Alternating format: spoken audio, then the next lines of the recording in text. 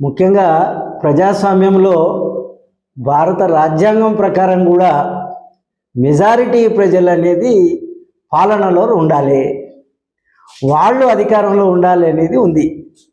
కానీ ఈ 70-75 ఏళ్ళ నుంచి జరుగుతున్నది ఏంటంటే కేవలం కొన్ని కులాలు మాత్రమే ఆధిపత్యం చెలాయిస్తూ ఆ కులాలనే ఎమ్మెల్యేలు, ఎంపీలు, మేయర్లు, కార్పొరేషన్ చైర్మన్లు అందరూ అవుతున్నారు. ఇప్పుడైతే మారింది, ఇప్పుడు ప్రజల్లో అవగాహన కూడా పెరిగింది, బీసీలలో కూడా చైతన్యం వచ్చింది.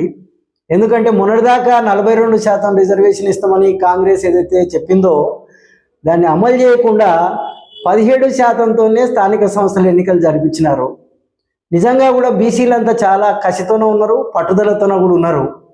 కాబట్టి ఇప్పుడు ముఖ్యంగా ఇవన్నీ గమనించి ఈ రాష్ట్రంలోని ఈ పార్టీలన్నీ, రాజకీయ పార్టీలు, ప్రధానమైన పార్టీలు ఏదైనా బీజేపీ కానీ, బీఆర్ఎస్ కానీ, కాంగ్రెస్ కానీ ఈ మహబూబ్ నగర్లో ఇప్పుడు త్వరలో జరగబోయేటటువంటి ఎన్నికలలో బీసీ అభ్యర్థిని మేయర్గా వచ్చేటట్టుగా ప్రకటించాలి.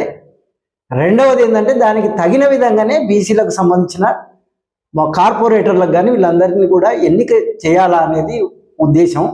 కాబట్టి అది కనుక మీరు పాటించకపోయినట్లయితే తప్పకుండా బీసీ సమాజం, ఇప్పుడున్నటువంటి బీసీ సంఘాలు, ప్రజా సంఘాలు, విద్యార్థి సంఘాలు తప్పకుండా దానికి అంటే ఏ రకంగా గెలిపించుకోవాలని కూడా చూస్తాం. కాబట్టి దీన్ని మీరు ఒక హెచ్చరికగా మీరు భావించి అన్ని పార్టీలు కూడా తప్పకుండా బీసీ అభ్యర్థులకు మెజారిటీ 60-65% సీట్లను కేటాయించాలని మేము కోరుతాం.